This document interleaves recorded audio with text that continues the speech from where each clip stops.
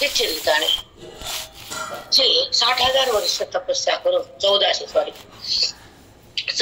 वर्ष ते योगी होते, पण ज्ञानाला विमुख होते. म्हणून अभिमानात थोडासा दिसला, म्हणून ते काय लहान नव्हते बरं का, प्रगाढ ज्ञान.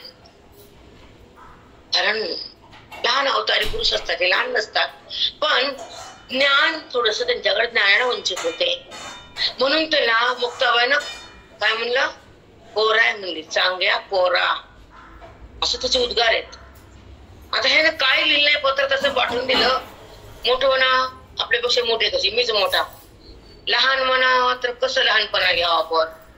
म्हणून मला ह्यांच्याहून लहान नाही मोठा आहे काय म्हणता येत नाही. कागद घेतला आणि कोरा पाठवून दिला. बसून हसले सगळे माऊली. ते माऊली म्हटले, मुक्ताई कोरा कागद दिला. अरे ते कोराच आहे म्हणली, त्याच्या पाठवून कधी लिहावं लागल, म्हणजे बोध द्यावं. म्हणून चांगदेवासाचे जे 65 वया त्यातून ते मुक्त झाले, कल्याण झालं. नंतर ते चांगदेवान मुक्ताबाईला सोडल्याने त्यांच्यासोबतच काही काळ ते राहिले. मग काय बोध दिला ते आमच्या गुरुजनाच्यात लिहून ठेवलं. 65 वया कशा आहेत, पोह्यातून काय प्रभाव येतो, तिखट खाल्लं तर जी भासते ना, तिखटाचा प्रभाव. साखर खाल्ली तर गोड लागतं, हा साखरेचा प्रभाव. आणि ह्या ओळीतून चांगदेवाला ज्ञान झालं, ह्या ओळीचा प्रभाव आहे. प्रभाव म्हणजे बुद्धीवर एक शक्ती तयार होती. बुद्धी त्या बोधाकडे जाती, त्याला म्हणतात प्रभाव. आणि एक अभाव आणि एक स्वभाव. जिथे जगत दृश्य मानलं जातं मायेच्या संगतीत राहून बुद्धीला, अंतःकरणाची अविद्या असती, बुद्धीच्या सोबत असती, तेव्हा इंद्रियांना अविश्वासाची खरी ओळख नसती ना मनाला. म्हणून ते मन जगताला खेचलं जातं खोट्या पदार्थाकडे. पण ते जगताचा ज्ञानानं बाध होतो आणि अबाधित परमात्मा प्रगट होतो, तेव्हा तिथं बाध शब्द येतो.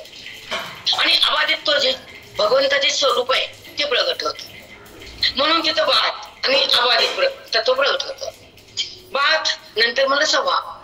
स्वभाव हा प्रत्येकांच्या प्रारब्धानुसार जसा जसा गुण आहे तसा तसा असतो. प्रभाव, स्वभाव आणि अभाव या 3 बद्दल तुम्हाला बोलले. कारण की आमच्या गुरुंचे जे आम्हाला संप्रदाय मिळाला, व्यासपीठ म्हणतात त्याला, त्यांच्या भाषा होत्या कोठात. हा, तर ती कोठी म्हणजे एकाएक वाक्य चिटकून आपोआप येतो. मला तो लोकांना माहिती की भाषा कशी होती गुरुजींची कोठ्यातून. आणि साधी भाषा, सोपं शब्द, आणि ती सोपा भाषेतून वेदाचं परिमार्जन करणं किंवा मांडणी करणं आणि साधकाला साध्यापर्यंत पोहोचवणं हे आमच्या गुरुजींचं ध्येय आहे. आपण त्यांच्यामध्ये तिळे मात्र पण बसू शकत नाही, परंतु काहीतरी चिंतन करायचं, आयुष्याचे श्वास काहीतरी सुशोभित करायचे किंवा छान जगायचे. आपण श्वास व्यवहार तर आपण करतोच, करावा लागतोच, त्याच्यात पर्याय नाही. परंतु त्या श्वासामध्ये जर आपण आपलं अवलोकन केलं, अध्यात्म चिंतन केलं आणि बुद्धीला भगवंताचं दर्शन घालून दिलं, डोळ्याला नाही, दर्शन 2 प्रकारचे, एक डोळ्याचं आणि एक बुद्धीचं. बुद्धीला अनुभवणं आणि कळणं हे दर्शन त्यातून, आणि पाहणं हे वृत्तीचा संबंध म्हणतात. त्रिपुटीची उत्पत्ती होती, ती नेत्रातून बाहेर येते, आणि त्या पदार्थाच्या आकाराची होती, त्या पदार्थाला आहे हे कळून देते. एका क्षणात हे कार्य होतं, हे त्रिपुटीचं कार्य आहे. त्रिपुटी स्वतः अंगानं खोटी आहे, कारण स्वतःच कल्पित आहे त्रिपुटी. मग त्रिपुटीने दाखवलेलं जगत कुठलं सत्य आहे असा वेदांत बोलतो. आणि आम्हाला गुरुनं शिकवलं, आणि काही 2 शब्द मांडण्याचा प्रयत्न, हे त्यांची तगमग होती, या आमच्या भागाकडे, गावाकडे या, 2 चिंतन सांगा आमच्याकडे. तर ते यायला मला 4 वर्ष लागले. पत्राबाईच्या घरात भेटीनं आणि सत्संग करायला त्यांना वाट बघावं लागली 4 वर्ष. कारण पटकन काहीतरी अडचणी असतात, काहीतरी काम असतात. घरी बसून मी ऑनलाईन करते ते रोज, पण येण्याचं. तुमचं गाव खूप लांब आहे, जवळ पण नाही. इथं किल्ला आहे एवढं बघून ऐकलं होतं मी, नळदुर्गचा किल्ला. आता यांचं गाव तुम्हाला माहित पण नाही, सोडल्याचं गाव आम्ही नाव ऐकलंच नाही. काय काम पडतं, आम्ही त्या भागात किती दूर येतो आणि तुम्ही इकडं. त्यामुळं ह्या ऑनलाईन आपल्या भेटी झाल्या, पण भेटी अशा झाल्या की मला साधं छान मिळालं. म्हणजे निवडून आपण दागिने करताना ते सोनार खडी घेतो आणि छान त्याला अलंकारात रूप देतो. तसे साधकाला आत्मचिंतन ऐकण्याची गोडी असते, संसारिकाला नसते. संसारिकाला व्यवहार हे सगळं प्रारब्ध काय ते मला बोलता येत नाही ती भाषा, कारण संसारिक माझ्या कक्षेत बसत नाही, कारण मी साधकाच्या दिशेला आवडते ते मी स्वतःला साधक मानते, मुक्त फक्त ते देवाला मानते. पण साधकाची दशा उदास असावी, उपाधी नसावी, अंतर्बाह्य पताकाने दिवशी जिंकावे, भाषण करावे, परिमित थोडस बोलणं, छान राहणं, अध्यात्मासाठी जगणं, आत्मचिंतन करणं, 70% परमार्थ करणं, 30% संसार करणं, हे आम्हाला आमच्या गुरूंना सांगितलंय. आतापर्यंत ते आम्ही चालवलंय. फक्त 4 आणे काळ फलताल द्यायचा, 12 आणे काळ परमार्थासाठी घालायचा. तसं ते होतंय की थोडासा काळ इकडे, जास्त काळ इकडे. का? ह्याचं कारण मनुष्य योनी पुन्हा नाही, सतसंग पुन्हा नाही, मुक्तीचं द्वार उघडणारे गुरु पुन्हा नाही, आणि बंधनाला नाश करणारे ज्ञान पुन्हा नाही. बंधन म्हणजे अविद्या, आणि अविद्या म्हणजे हे काम क्रोध लोभाला आपण थारा देतो, देहभाव आपण जिवंत ठेवतो, आणि व्यवहारामध्ये आपण सतत राहतो. आणि निर्व्यवहार निर्विकार जे परमेश्वराचं जे रूप आहे, निर्व्यवहार निर्विकार निर्व्यापार, ते कशातच नसतात. मग ती अवस्था जेव्हा आपल्याला येते तर आपल्याला परमार्थाची स्थिती बघता येते, तोपर्यंत नाही. निर्व्यवहार आपलं जे रूप आहे, व्यवहार करत नाही आपण, पण आपल्याला केला वाटतं, त्याचं नाव बंधन. कर्म आपल्या, जेव्हा कर्माला पाहणं का कर्म करणं, का कर्माकडे जाणं, का कर्माला धरणं, का कर्मामध्ये राहणं, का कर्माचा संबंध करणं, का कर्माचा परित्याग करणं, कर्मातून पाप आणि पुण्याची उत्पत्ती होणं बंद करणं, आणि कर्माचा संन्यास कर्म होणं, असे नाना प्रकार आमच्या गुरूंना आम्हाला चित्तामध्ये भरभरून दिले, भयानक दिलं. त्यांच्या कष्टाला सलाम, लाखो प्रणाम. कारण अध्यात्मशास्त्र काय असतं, पंचकरणापासून ते स्वानुभूतीपर्यंत नेऊन ठेवलं. एक ग्रंथ असं रक्त आतून शिकवला, वरवर नाही, बिलकुल नाही. विचारसागर नावाचा ग्रंथ 12 वर्ष घटून दिला. चेष्टा आहे का? गाथा कधीतरी 15 वर्ष 12 वर्ष तो पण. आणि नंतर स्टेप बाय स्टेप पंचकरण, विचार चंद्रोदय, विचार सागर, वृत्ती प्रभाकर, अमृत अनुभव, स्वानंद, ब्रह्मसत्र, 65 गाथा, असे तर ग्रंथ बरेच लावून दिले. पण क्रमिक ग्रंथ जे असतात अध्यात्माचे ते पक्के केले, मजबूत केले. जसं MBBS नंतर MD पण देऊन ठेवलं, मग सुपर MD करा की न करा तुमच्या हातात आहे. म्हणून जे डिग्रीची डिग्री दिली म्हणजे काही द्यायचं ठेवलं नाही. जसं मुलगा आणि बापाचं एक नातं सुंदर असतं की तो बाप वडील मुलाला छान शिकवतात, प्रेम पण देतात, वाढवतात, आणि जी डिग्री पाहिजे त्याला देतात, पैसा पुरवतात. नंतर तो डिग्री घेतो आणि आपल्या बाहेर उभा राहतो. नंतर बापाला पैसा मागतो का? बापाला तो देतो. आधी घेतो मग देतो. तसं आहे, आधी घेत राहायचं मग जगाला देत राहायचं. हे जो पैसा आहे भौतिक आहे, ते फक्त बापाच्या मुलाच्या नात्यात देणे घेणे, आणि हे जगताच्या साधकात देणे घेणे, हे भौतिक सुख नाही, पैसा नाही. ह्याची मोजमाप, ह्याची किंमत कोणीच करू शकत नाही. असं अध्यात्मशास्त्र आहे. ते अध्यात्मशास्त्र जेव्हा अंतःकरणामध्ये बोधाच्या दृष्टीनं शासल्या जातं तर तिथं सुख उत्पन्न होतं आणि दुःख भस्म होतं, आवरण निघून जातं, मन राम होतं, आत्मदर्शन होतं, वेदाचा आरसा तयार होतो, आणि त्यामध्ये आपण आपल्याला पाहतो. त्याचं नाव अध्यात्मशास्त्र. ज्या ठिकाणी आपलं स्वरूप आपल्याला दिसतं, मी कोण हे मनाला कळतं, देवा तिथं विरय पावतो शून्य, त्याचं नाव अध्यात्म. ज्या देहभावाला अनुसरून आपण जन्म घेतो, मी देह, माझा देह, मी कर्म करता, मी कर्माचा करता, मी केलं, हा जो अहंभाव उत्पन्न होतो, ते अहंभावामध्ये बंधन तयार होतो, आणि बंधनातून केलेल्या कर्माचा पाप पुण्याचा साठा होतो, त्याला संचित कर्म म्हणतात. त्या संचितातलं काहीतरी आपल्या प्रारब्धात भोगायला येतं, त्याला प्रारब्ध म्हणतात. आणि पुन्हा नंतर शिल्लक राहिलेलं ते संचिताचा साठा तसाच असतं. आता आपण म्हणतो एक जन्म आला, झालं ग माय, म्हणते काय झालं ग माय, तू काही केलंच नाही, संसार फक्त केला, प्रारब्ध एका जन्माचं संपलं. पण 90 जन्म शिल्लक आहेत ना. तसे 1 क्विंटल ज्वारी आणि वरी ठेवली, त्याचं 10 किलो दळण केलं, 90 किलो नाही करायचं. 10 किलो काढलं म्हणजे पोतं संपलं का? तसं एक जन्मामध्ये आपण भोगलं आपलं प्रारब्ध म्हणजे बाकी जन्म संपले का? पण अध्यात्मशास्त्रामध्ये संचित कर्माला आग लागते. प्रारब्ध सहज भोगता येतं, आणि क्रियमान बंद होतं, त्याचं नाव अध्यात्मशास्त्र. हा, तिन्ही कर्माचा नाश अध्यात्मशास्त्रात होतो. एक क्षणामध्ये कोटी यज्ञाचं पुण्य तयार होतं. आम्हाला आमचे महाराज सांगायचे, महाराज म्हणजे आमचे महात्मे, की तुम्ही काही करू नका, चिंतन आणि अध्यात्म ज्ञान घ्या. ह्या कर्म भरून निघतं, उपासना भरून निघते, ज्ञान हातात येतं आणि तुम्ही कोणी तुम्हाला कळतं, मन शांत होतं, ग्रंथाचं दर्शन होतं, स्वरूप प्रगट होतं आणि देहबुद्धीचा नाश होतो. आत्मबुद्धी मनामध्ये सहज उत्पन्न होती आणि ते मन ईश्वरामध्ये विलीन होतं. हे आमचं अध्यात्माचं फल आहे. फक्त इथे या, काही करू नका. कर्म भरून निघतं, उपासना दृढ होती आणि मुक्त हातात येते. अध्यात्मात अभेद भक्ती प्रगट होती. जे भक्तीचे दोन रूप आहेत, एक भेद आणि एक अभेद. भेदामध्ये तो आणि मी आहे. तुम्हाला काय बोलले, भगवंत प्रगट साकार का झाले? एक कृष्ण परमात्मा घेतला तर गीता मुखातून काढायची होती आणि श्वासातून वेदाला प्रगट करायचं होतं. दोन कार्य केले भगवंताना. श्वासातून वेद काढले, मुखातून ज्ञानाची गंगा काढली आणि महाभारतामध्ये अधर्माचा नाश घडवला. अर्जुनाला सांगून गीता जगताला दिली आणि नंतर भगवंतानं काय केलं तुम्हाला भागवत सगळ्याला पाठच.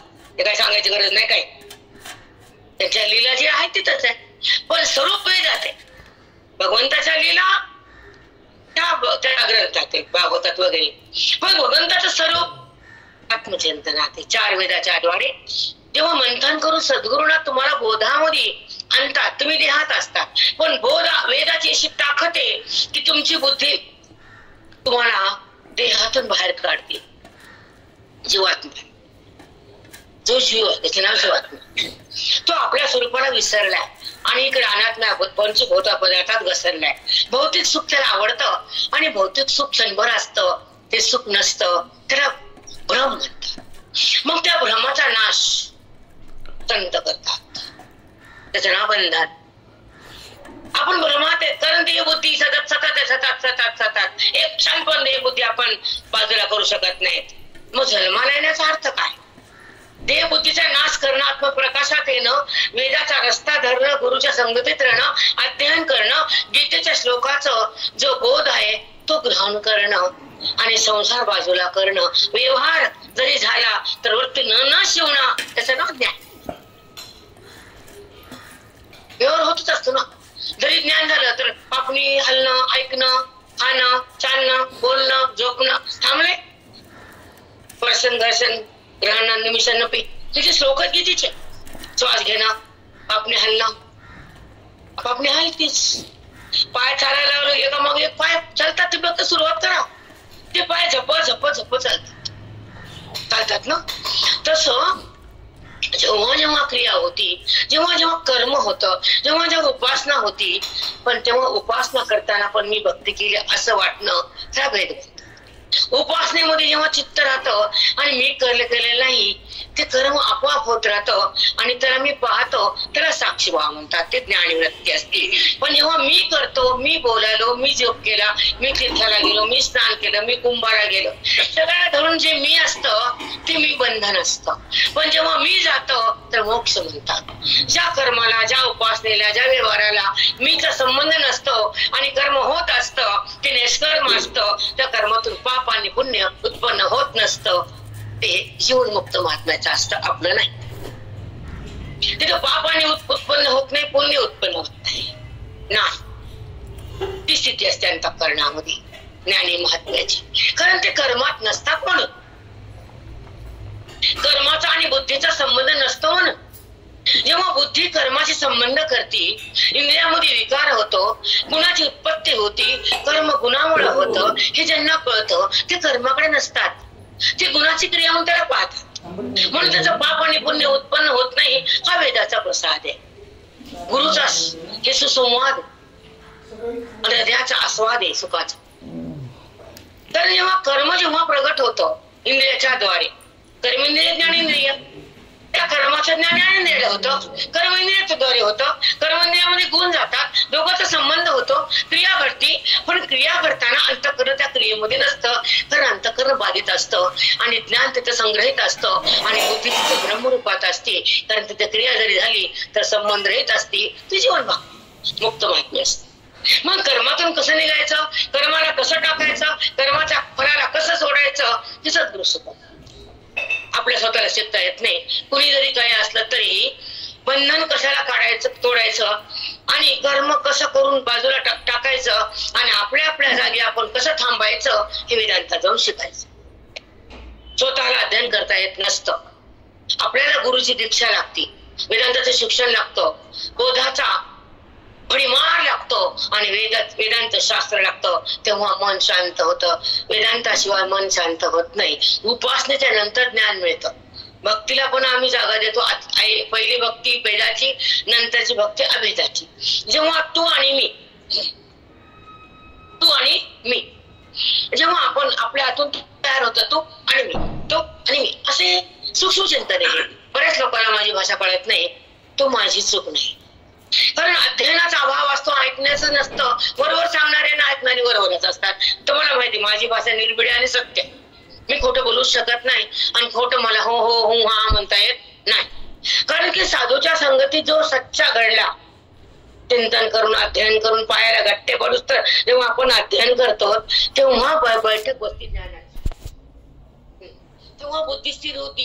कारण लाखो जन्म तुम्ही वाचण्यात नामी ते घातले, कोटी जन्म तुम्ही येऊन फिरलात, एका जन्मामध्ये त्या भगवंताकडे जायचं तेवढं सोपं आहे का? जेव्हा मुलगा आपल्या खांद्यापर्यंत येतो तर त्याला बोलणं सोपं नाही, वेदांत सोपं आहे का? आजकालची कंडिशन सांगते. जर मुलगा मोठा होतो, डिग्री घेऊन येतो, काय झालं, डिग्री काय झालं, बाबा कसं मोठा झाला का, तर त्याच्या पुढे तुम्हाला बोलता येत नाही. कारण नाही बाबा बरोबर शिकलो, मोठा झालो, ते दाबितो आपल्याला, हे ना तसं माया दाबिते आपण तुम्हाला. आता पोरग जर आवरत नाही तर माया आवरेल का? एका जन्माचं पोरग आहे, माया नाण्या जन्माची आनंद जन्मा तुमची माया तुम्हाला हातात घेतली, पगडा करते, तुमचं मुंड कबरी काढू देत नाही, देहातून तुम्हाला बाहेर निघू देत नाही. हे एका जन्माचं नातं आहे, एका जन्म संसार आहे.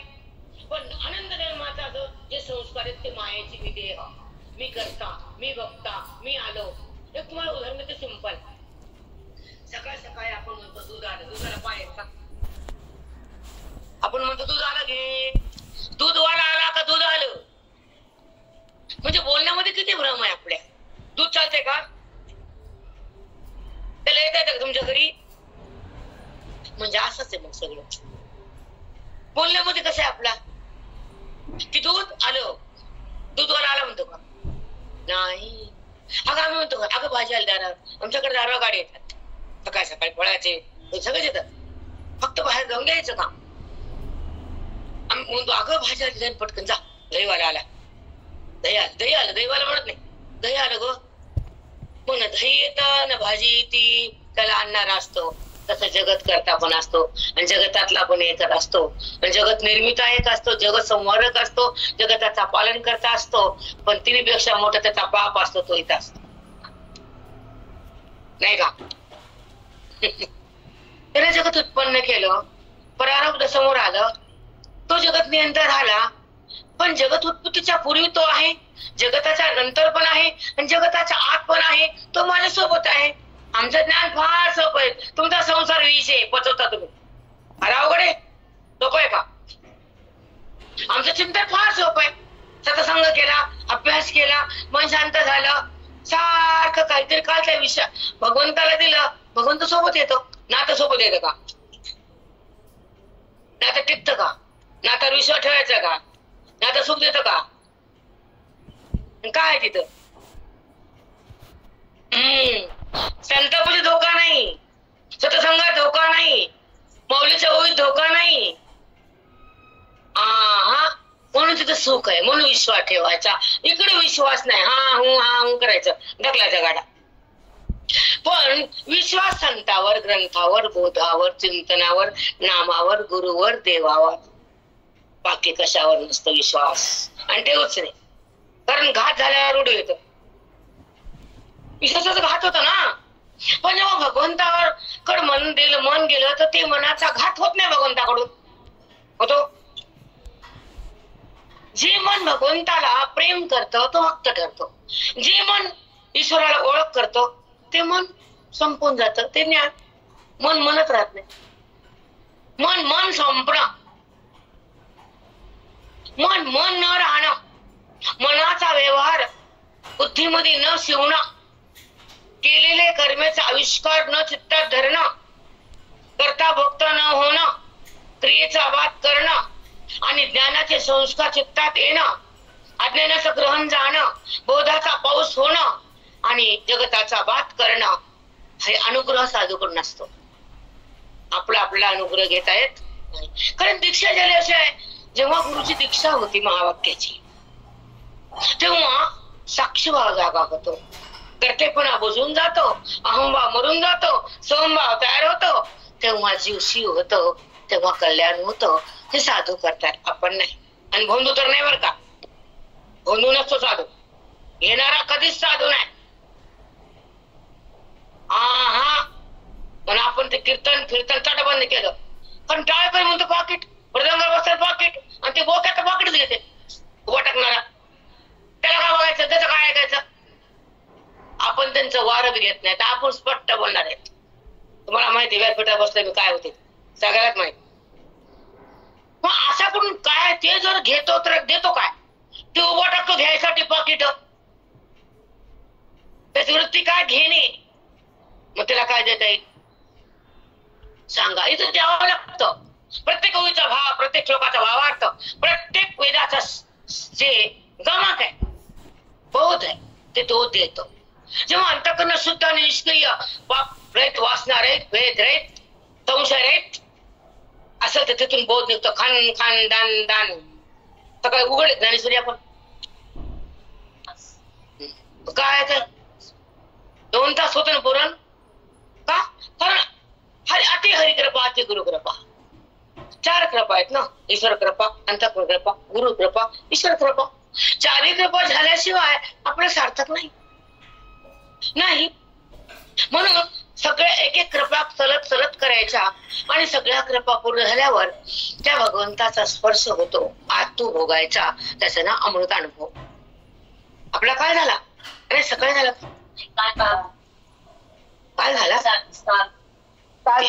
काय झालं माऊली, लक्षात नाही काय झाला. ओके. अमृत अनुभवामध्ये अनुभूती आहे ती मांडली. अनुभूती म्हणजे काय, अनुभव म्हणजे देहाचा नाही, जगाचा नाही. हा टीव्ही आहे, हे आहे, ते आहे, त्याचा नाही. अनित्य पदार्थाचा संबंध नाहीये, अनित्य पदार्थाचा वाद नाहीये. बुद्धी भगवंता विना राहतच नाहीये आणि जगाचा संबंध नाहीये. स्वसुख भोगण्याचं जे स्थान आहे ते अमृत आहे. स्वतःच्या सुखामध्ये बुद्धी विराजमान होती, आत्मसुख सहज घेते आणि त्या सुखामध्ये रममान होती. कुठली व्यवहाराची स्थिती मग ती सुखात असती. व्यवहार एक होतो, निघून जात. व्यवहारात ती बघत नाही, व्यवहार धारण होत नाही आणि व्यवहाराचा कर्तापणाचं तिथं नाव निशान नाही. म्हणून अनुभव काय आहे, अनुभव कसा होतो, ज्ञानानंतर अनुभव होतो. तुम्हाला कसं होतं ज्ञान, अज्ञान जेव्हा समाप्त होतं ज्ञानेश्वरीच्या बोधानं, ज्ञानग्रंथातून ज्ञान होतं आणि ज्ञान झाल्यावर अज्ञान भस्म होतं किंवा ते बाधित होतं. मग अज्ञान आहे का ज्ञान आहे हे जगाला दिसत नसतं, ते आत असतं. मी अज्ञानी आहे का ज्ञानी हे जगाला सांगता येत नाही. वरी तो मुकुट बदलतो, कशी पुढे ते मागून काहीच नाही, कशी न बुटतात नाही. जेव्हा अनादिकाळापासून ही अविद्या तुमच्या बुद्धीमध्ये पगडा घालून बसली आणि त्या अविद्या तुम्हाला सोडत नाही, दुःख तुम्हाला संपत नाही, सुख तुम्हाला भोगता येत नाही, व्यवहार तुम्हाला टाकता येत नाही, देवा तुम्हाला संपवत नाही आणि तुम्ही ईश्वरासोबत रमत नाही आणि बुद्धीला मी कळत नाही, तोपर्यंत तुमची अविद्या तुम्हाला सोडत नाही. मग हे जन्म असो का नाना जन्म असो, हा देह पडला तरी अजून तुमच्यासोबत लिंगदेह, आता तो लिंगदेह फिरतो. पंचप्राण, पंचज्ञानेंद्रिय, पंचकर्मेंद्रिय, मनबुद्धी, आता तो साठा तयार होतो, त्याच्या आत असतो. तो मरत नाही, जळत नाही, त्याला जाता पण येत नाही, कारण दिसत नाही. मन वायूचं, बुद्धी ते याची. अग्नीला का जळायचं, वायूला का, तुम्ही सांगा जळता का वायूला. मग मन कशाचं आहे, वायूचं. बुद्धी कशाची, अग्नी तेज. मग हे बुद्धी जर जळत नाही का, कारण ती अविद्या तिथं तशीच आहे आणि बुद्धिमती वासना पण तशीच आहे. वासना म्हणजे ह्या संसारात केलेले कर्म आणि संसारात केलेले धन हे सगळे संबंध, पुत्र पौत्र सगळं जे भौतिक जे संबंध आहे ती बुद्धीमध्ये असे रुतलेले असतात घट्ट. तर ते संबंध बुद्धी धारण करते, भगवंता धारण करत नाही. मग त्या बुद्धीनं हे माझं घर आहे, हे माझं लेकरू, हे माझं शेत आहे, हे मी कमावले, हे माझंच आहे, हे संस्कार त्या बुद्धीमध्ये घट्ट असतात आणि मन पण त्या घरामध्ये एक असतं. आणि स्थूल देह पंचभूताचा 25 तत्वात 5 तत्वाचा 25 भाग असतात. ते एकत्रीकरण म्हणजे ही बॉडी प्रकृती दिसणारी हे स्थूल देह. त्या स्थूल देहात हा सूक्ष्म देह, पाठीमाग कारण देह म्हणजे अज्ञान, महाकारण परमात्मा, असे एका एक देहात एकात असतात. मग हा देह चळतो, सगळ्याच माहिती आपण सगळ्याला कुठे गेलं कोणतं मातीला जातो, सगळे तात्पुरतं वैराग्य येतं, पुन्हा माणूस पहिल्या कंडिशन मध्ये येतो. तिथून वापस येऊस तर थोडं वाईट वाटतं, घरी अंगात पाणी टाकूस तर थोडस वैराग्य उत्पन्न होतं किंचित, आणि पाणी टाकलं की ते जातं निघून, पाण्यात धुतलं जातं ते वैराग्य. आमचे महात्मा म्हणायचे, रोज मरणाला आठवण करा, मी मरणारे जाणारे देह पडणारे हे माझं नाही, सगळं मिथ्या आहे आणि मी परमात्मा आहे, मी सत्य, मला ह्याचा काही संबंध नको. मी जेव्हा जगल तर श्वास तुझा विश्वास आहे, वाणीत तुझं नाम आहे, हृदयात तुझं ज्ञान आहे, मी स्वतः भगवान आहे, मी ह्या व्यवहारात नाहीये, व्यवहार माझा नाहीये, मी नाही मै नाही. विचारचंद्र ज्यांना ऐकलं त्यांना कळतं. मग इससे न्याराम दुसरा ग्रंथ विचार चंद्रोदय पंचकथानंतर दुसरा ग्रंथ आहे. मग इससे न्याराम हिंदी भाषेत आहे आणि तो पण ग्रंथानंतर मग विचारसागर सुरू होतो. विचारसागर मध्ये मी कोण हा मोठा प्रश्न आहे. ब्रह्मज्ञानाचं साधन काय, कशामुळे होतं ब्रह्मज्ञान? मी कोण आहे, मला का कळालं नाही मी कोण आहे? जर मी देह आहे, माझा देह आहे, तर माझा आणि मी, आता माझं घर आहे मी म्हणाले ना, हे घर कुणाचं आहे? माझ. तर माझं घर म्हणताना मी घरावर भिन्न आहे ना, घरात आहे. मग तसं मी देह म्हणताना मी घर देहावर भिन्न आहे. मग मी देहावर भिन्न तर कोण आहे? असे नाना प्रश्न त्याच्यामध्ये साठवलेले असतात आणि गुरुकडून कळते. स्वतःच्या बुद्धीने किती जरी वाचलं आणि किती जरी मिरवलं तर स्वतःच्या बुद्धीनं ज्ञानाचं आकलन होत नाही, कधीच होत नाही. आता आपला विषय होता स्थूल देह, सूक्ष्म देह, कारण देह, महाकारण. ओके, मग हे स्थूल देह अग्नीमध्ये जेव्हा प्राण संपतं तर स्मशानात त्याचा शेवट होतो. त्याचे 5 भूत अलग अलग अलग तिथून आले तिथे जातात, तेव्हा देह स्थूल देहाला पूर्ण विराम होतो, अलग होतात. मग पंचमहाभूत एकत्र याच्यात आहेत. मग देह पंचभूताचा का माझा, हा मोठा प्रश्न आहे वेदाचा. याच्यात कोण आहे? 5 भूत आहे. आपण काय म्हणतो हे माझे, मग माझे का भूताचे हे वेदांत शिकवत. याच्यात कोण आहे? 5 जण आहेत वाटेकरी. आता याच्यात कोणाचं? 5 जणांचं आहे ना.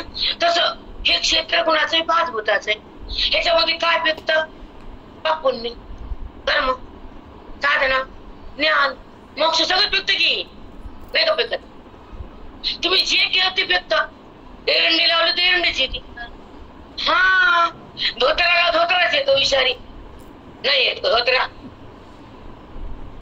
धोत्रा कोण लावतो का? ते आपोआप येतं. पाप आपोआप होत असतं, बोलता बोलता, चलता चलता. पापाला करावं लागत नाही, पुण्याला करावं लागतं. पुण्य होत नाही, पाप संपत नाही, ही वृत्ती. बरोबर आहे ना. म्हणून स्थूल देह पंचमहाभूताचा 25 तत्वाचा जेव्हा प्रारंभ की संपतो आणि सूक्ष्म देह म्हणजे तो लिंग देह, तो अधांतर राहतो, त्याला मुक्ती होत नाही ज्ञानाशिवाय. जसं जसं पुण्य पाप त्याच्या अधांतर जातो तो कर्म भोगतो पुन्हा खाली येतो. पण जेव्हा अज्ञान घडत आहे तुमच्या हृदयात वृत्तीत, तर ते वृत्तीतलं अज्ञान ब्रह्मज्ञानात जातं. मग सूक्ष्म देहाचा बाध होतो, लिंग देहाचा नाश होतो आणि ती बुद्धी ब्रह्म होती. तेव्हा त्याला खाली वर इकडे तिकडे करायची गरज राहत नाही. तसं एक एक एक एक देह तुमच्या देहा वृत्तीतून सुटला जातो आणि शेवटी आवरण म्हणजे बुद्धीवर असलेलं अज्ञान, बुद्धीमध्ये असलेलं मी देह, त्याला अज्ञान म्हणतात. ते दिसत नाही पण असतो. स्वभाव कुणाचा माहित नाही, पण आल्यावर वरच्यावर कळतो. घरामध्ये आल्या सुनबाईने पहिल्यांदा कळते का? गोड बोलल्याने समजतं का स्वभाव तिचा? पण जसं जसं ती आपल्या घरात जसं तिच्या वागणूक कळाली मग ती कळते का आहे ते. तसंच आहे, गुण आहेत का आपण गुणाच्या पलीकडे गेलो की दिसते लागत. सांगायची गरज नाही. मी गुणात आहे का गुणातीत आहे, माझा व्यवहार कसा आहे, विकार आहे का निर्विकार आहे, मी माझ्या ठिकाण्यावर आहे का मी देहावर आहे, मी जडात आहे का मी भगवंतात आहे, ही अनुभूती म्हणतात त्याला. आणि ती अनुभूती अमृत अनुभवात आहे. आता आपण घेऊ 65 वयामध्ये चांगदेव महाराजांना 1 मिनिट आहे का, कुणी बुद्धीला मुक्त आहे ना, आदिशक्ती जगत जननी.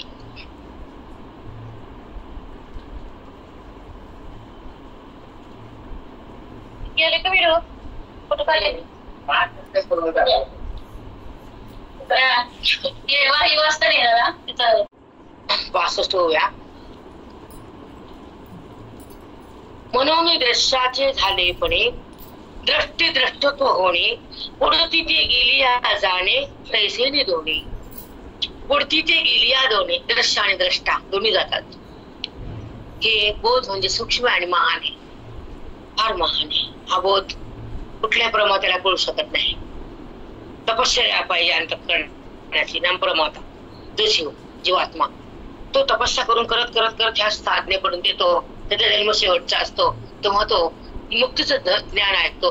कारण मुक्तीचं ज्ञान चौकड मिळत नाही आणि ते कुणाला भेटत नाही, त्याला भाग्य लागतं. हो, ही भाषा परिभाषा कळत नाही वेदांताची. जे कळते ते भाग्यवान. कारण तिथे सांगितले म्हणून दृश्याचे झाले पण हे जगत आणि देह. दृष्टी दृश्यत्व होणे, दृष्टी दृश्यत्वाकडे जाते. पुढती ते गेलिया जाणे तैसेची दोन्ही. पुढती ते गेलिया जाणे, कोण गेले? दोन्ही गेले. दृष्टा पण व्यवहार गेला आणि दृश्य पण गेलं. ज्ञानानंतर दृश्य पण मावळतं. जगत आहे पण जगताचं जे स्वरूप आहे ते कळतं, पण त्याचा परिणाम होत नाही म्हणावं. कारण जे दृश्य आहे ते सत्तारहित आहे, दृश्य आहे ते नाही आहे, असून नाही. ज्याला दृष्टसष्टीवाद, विवर्तवाद, अध्यासवाद, जे वादाचे जे ज्यांना अभ्यास केला, चिंतन केलं गुरुपशी, त्यांना हा विषय लागतो. नाहीतर अभ्यास नाही तर विषय लागत नाही, कारण हा सखोल आहे, हा विषय सखोल आहे. मग दृष्टी द्रष्टा हे तुम्हाला कसं ऐकायचं वयाची आता इकडे काय मला माहित नाही, कारण मी आता पहिल्यांदा आली आहे. तुमच्याकडे विचारसागर चालतो का, पंचकरण चालतं का, अमृतानुभव कळतो, ज्ञानेश्वर रोज चिंतन करते, मला काहीच माहित. आमच्याकडे मात्र सगळे ग्रंथ अध्यात्माचे असतात, भागवत कधीतरी असतं. पण आम्हाला अध्यात्माची दृष्टी, त्याच्यामुळे आम्हाला द्रष्टा दृश्य त्रिपुटी जगत सत्य मिथ्या हे आम्हाला परिभाषा वेदांताची कळते. पण जिकडं कोणी सांगणारच नाही तर तुमच्या लोकांचं काय चूक नाही ना. बहिरंग परमात्मा तुम्हाला नाचवतात, सगळे पट्ट्या करतात, एवढ्याला काय जे करतात ते तुम्हाला माहिती. कारण कलियुगामध्ये सगळं बहिरंगाचा धिंगाणा आहे. अंतरंग वेद हे चांगल्या चांगल्या ठिकाणी तर तुमच्या लहान गावात असेल तर नाही म्हणायची काही कल्पना नाही. कारण की महान महान ठिकाणी सगळं बहिरंगाचा उदोग चाललाय. अंतरंग सांगायला कोणी रिकामच नाहीये. एकतर भागवत जास्त नाचायले आणि एकतर हे प्रवचन काय कीर्तन लावून घ्यायचे. आपलं भागवताचे लोक बोलवतात, त्यांच्या असतात पैसे ठरलेले, वायक गादक वादक काय काय असतं ते आपण तिकडे जात नाही. त्याचा आपला काय सध्या स्पर्श नाही. कारण जिथं पैसा असतो तिथं आम्ही जात नाही. जिथं परमार्थात पैशानं सुरू होतं ते तिथं आम्ही कधीच आपल्याला ते आवडतच नाही, बिलकुल नाही. हा कारण परवा तुम्हाला मी व्हिडिओ पाठवला शंकराचार्यांचा, आपलं सध्या शंकराचार्य येतं पिठावर 4 पिठावर, तर त्यांना साक्षात शिव्या दिल्या. मी व्हिडिओ पाठवला नाही, कारण आपला बोलण्याचा अधिकार नाही. तुम्हाला मग आपण जर बोललं तर मग आपल्याला जग बोट दाखवतो आणि काही आरोप करतो आपल्यावर, म्हणून आपण जपून राहायचं. मग आता शंकराने साक्षात शिव्या दिल्या, शाप दिला अशा लोकांना. तुम्हाला व्हिडिओ लिंक टाकलाय मी, लिंकवर व्हिडिओ आलाय माझा, की हे जे कीर्तनकार भागवतकार हे देव असे माजलेत, पैशाने उतरलेत, तर त्यांना थांबवा, त्यांना माझा शाप लागला. शंकराचार्यांची वाणी आमची नाही. आणि त्याला आपण अनुमोदन या महाराज बसा कीर्तन करा पाकडे घ्या त्याची ना करू वाटत आम्ही भजन करू. आमच्या अभंग 2 घंटे म्हणू, छान भजन करू, गवळणी म्हणून मस्त भजनाचा स्वर लावून बेदून नको आम्ही, नको येऊ बाबा तू. कारण त्याचं बाप आमच्या द्यायचं का मंडपात. आणि परवा एक मला गाडी, मी कुठे फिरते ती शेतकरी हे मला माझ्याशी डोळ्यात पाण्याने बोलत होते आकांत करून. म्हणजे माऊली आम्ही काय करतो, शेतात कष्ट करतो, घाम गाळून पैसा कमवतो आणि ते म्हणतात एवढे 50,000 द्या, 2,000 द्या, कुठून द्यायचे, आमच्याकडे एवढे नसतात. पट्ट्या जेवण एवढा पैसा नसतो आणि हे बोके मागतात. मी म्हणते बोके थोबड बघू नका, त्यांना हाकून घ्या, भजन करा आणि पंक्ती करा, हरिपाठ घ्या, भजन करा, सकाळी वाचन करा थोडस, एका अध्याय ज्ञानेश्वरीचं एक अध्याय घ्या. 13 घेऊ नका, का होतं छान स्वरामध्ये ओव्या घ्या. नंतर भजन करा, नंतर दुपारून पंक्ती करा, 4ला हरिपाठ करा, संध्याकाळी पुन्हा भजन करा, सप्ताह असं करा. ठीक आहे ठीक आहे. आता मी चालले ब्राह्मणगावला. मी ठरवलं, आमच्या परिमणीपाशी ब्राह्मणगाव आहे, तिथं बरेच लोक आहेत. तिथं हे गोशाळा. तर सध्या गाईसाठी तुम्हाला सगळ्या बातम्या तुम्ही ऐकतात, गाईचं काय चाललंय सगळ्याला माहिती. याबद्दल मी बोलू शकत नाही, गाईचे काय हत्या वगैरे काय मला सांगायचं नाही, कारण तो माझा विषय. पण जिथं गोशाळा आहे तिथं मला दानधर्म करायला सुरुवात करायची आहे. कारण जाऊन भेट द्यायची आणि गायची पूजा, गायला ते चारा वगैरे पेंड वगैरे पोस्ट करायचं. कारण हे मार्ग तर आपण जाऊ ना, बाकीचं आपल्या काही होत नाही, जात नाही. म्हणून ज्या ठिकाणी लोक गायी पाळतात तर गायचे गोमित्र पावलं त्या ठिकाणी धूळ आपल्या अंगावर जावी आणि दर्शन व्हावं, तिला काहीतरी दान देता यावं. परवा मी एक नंबर आणलाय, आमच्यापाशी एक ब्राह्मण गाव आहे, तिथं मी जाणार आहे. इथून गेले की मला तेच काम. म्हणून जिथं पुण्य उत्पन्न होतं, जिथं जे साधू असतात त्यांना काही घ्यायची अपेक्षा नसतात, ते खरे संत. तिथं घेणं घेणं घेणं घेणं घेणं काय त्याच्यामध्ये, तिथं राम आहे का, काहीतरी राम आहे का. म्हणून अशा परमार्थाला फळ नसतं. आणि जर आपण गेलो भाबडे लोक तर आपल्याकडे त्यांचं पाप येतं. ती घेती नरका जाते. तू कवच अभंग आहे ना, आपला आहे का अभंग काय, तू कवर आहे जगद्गुरु. ती घेती नरका जाती. मग कशाला नरका. आपण जीवनभर आपण छान राहिलो, कधी पाप आपले सुरणे, आपण पाप करत नाही, चुकून झालं देव माफ करतो, कधी चुकून होतं काही गडबडीत किंवा रागानं काय घडतं, पायाखाली मुंगी जाणं, काय थोड्यावरामध्ये थोडस खोटं बोलणं होत असतं, ते जातं आपलं. मग म्हणून आपण जर पवित्र तर त्यांच्याकडे जाऊन आपण अपवित्र करायचं आणि सांगा वेदांत सांगणारे, निष्पुर वागणारे, काही न घेणारे पोटल सारखे कीर्तन करत सापडत नाही, जास्त न घेणारे थोडेफार आहेत. आणि काय काय दिलं तर घेतो, असे लय घेत. आम्ही घेत नाही, पण दिलं सोडतो. मग काय करा, तिथेच ना मग घ्यावं लागतं. पण यांच्या मनामध्ये कुठतरी घ्यायचे असं आहे आणि नाही घेणारे फार कमी आहेत. म्हणून ते चिंतन, ते सत्संग काही कामाचं नाही, फक्त तिथून पाप उत्पन्न होतो, दुसरं काहीच होत नाही. आता दृश्य आणि द्रष्ट्या यावर आपण येऊ. आता म्हणून दृश्याची झाले कोणी, म्हणून दृश्य झाल्यामुळे संमतीचा द्रष्टत्व आणि द्रष्टत्व प्राप्त होत असते. परंतु दृश्य गेल्यानंतर द्रष्टा आणि द्रष्टा हे दोन्ही त्याबरोबर जातात. दृश्य म्हणजे जगत. भाषा अवघड आहे पण कळायला खूप सोपी आहे. आणि आपण जे कळालं नाही ते कळून घ्यावं ना, जे कळालं नाही ते कळून घ्यावं. तेच प्रमाण किती आहे का पाठ केले त्या महाराजाचं 100 वाट ते सांगते. गाव बदललं, माणसं बदलली, त्याचं कीर्तन तेच, त्याचे प्रमाण ते, त्याचा अभंग तेच, मरुस एकच अभंग करते. बरोबर आहे का चुक आहे? पाठच केलं असं त्याला जायचं गाव घडवायचं, पैसे आणायचे. मग तुम्हाला भाषा कळत नाही, ते काय सांगतो वेळेला सांगतच नाही. म्हणून दृश्य म्हणजे जगत, द्रष्टा म्हणजे जगताला पाहणारी वृत्ती द्रष्टा. दृश्य म्हणजे दिसणार, मग देह असू दे, घर असू दे, कुठलाही पदार्थ वृत्ती दाखवते ते दृश्य. डबल सांगते व्याख्या आहे का. वृत्तीच्या संबंधाने दिसणार हे जगत, दाखवती वृत्ती. ज्याला दिसतं कळतं तो द्रष्टा आणि दाखवते ते दृश्य दिसत ते, पण ते दृश्य दिसून नसतं. हा भाग वेगवेगळा, ते सांगणार नाही तुम्हाला, कारण तुम्ही माझ्याकडे नवीन आहे. म्हणून दृश्य म्हणजे जगत आहे आणि त्याला पाहणारा द्रष्टा आहे. हे दोन्ही कसे मावळतात ते माऊली सांगतात. कर्मोत्तर एवढं सखोल ज्ञान ऐकायला मिळत नाही. असेच लोक ऐकतात की म्हणतात पायी आम्ही 4 महिने राहिलो पंढरपूरला, काशीला, आळंदीला, ही भाषा नाहीच विद्यार्थ्या तुमच्यासारखी सोपी. कितीतरी लोक तुम्ही ऐकतात चिंतन, कितीतरी लोक. आता 1.25 लाख लोक झाले ऐकणारे हे चिंतन. परवा 4 व्हिडिओ आले माझे, त्याच्यामध्ये 3001 प्रवचन असं आजचं हे तुम्हाला बोलले तर माझे व्हिडिओ तयार होते. आणि त्या आजचा व्हिडिओ 3000 लोकांना एका दिवशी ऐकले. 2000, 2500 असे सगळे म्हणून 1.25 लाखच्या पुढे चालले. कारण मिळतच नाही आणि कोणी सांगत त्याला कळतच नाही, कधी ऐकलं नसतं. मग माझे व्हिडिओ जास्त ऐकणारे फार कमी आहेत गिरायक. आणि हे विचार केला तर हिरा देणारे फार कमी असतात ना, हिऱ्याला फार गिरायक कमी आहे. भाजीला खूप असतं ना, भाजी किती टिकते आणि हिरा संपतच नाही. तसं हे अध्यात्म पटत नाही, झेपत नाही, कळत तर नाहीच आणि ऐकायला पण मिळत नाही. ते पण तुम्हाला अजून सांगते आवर्जून. सांगणारे फार कमी, बोटावर मोजण्यासारखे कोटी लोक, कोटी अब्जी लोक आपल्या इंडियात. मग सांगणारे ते सांगत नाही, तर बाहेरून आकडे हसवणं, विनोद करणं वगैरे वगैरे चालू असं त्यांना माहिती, आपल्याला काही ते माहित नाही. विनोदचा भाग आपला नसतो. आपला भाग वेदांत शास्त्राचा ग्रस्त आणि ग्रष्टा माऊली सांगतात ते आपण ऐकतो. आता पुढचा दृश्य सिद्ध झाले तर मूळच्या समोरतील दृष्टीपणा व दर्शनापणा येतो. आपल्याला घट अगोदर आहे असे वाटते. आता तुमचा विषय जातो, मला कळते. अगोदर घट पाहतो आपण. घट म्हणजे तुझा म्हणतात माठ.